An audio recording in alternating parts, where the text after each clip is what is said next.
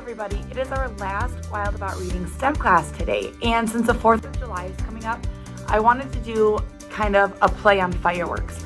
So what we're doing today is called Fireworks in a Jar. This is really easy and it's a lot of fun. You only need a few things. You need to make sure you've got some oil. You need a jar filled about 3/4 of the way full with warm water. Please make sure it's warm.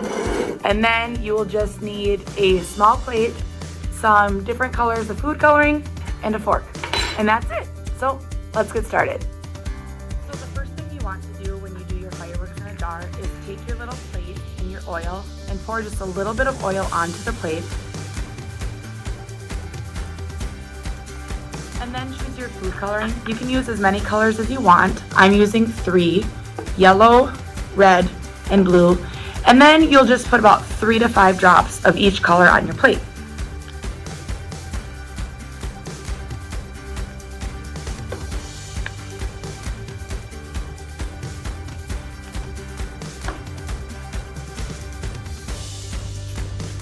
So I moved my camera to show you guys what the food coloring looks like in the oil, and it is really cool. It's just a bunch of little spots.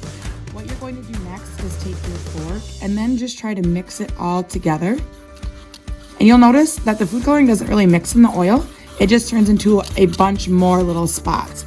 But mix it up as best you can, really spin it around. So now it's time for the fun part. You're going to take your jar that you filled with warm water, and then you're going to take your plate with your oil and food coloring mixture and slide it into the water. And you need to try to make sure to get as much food coloring in there as you can.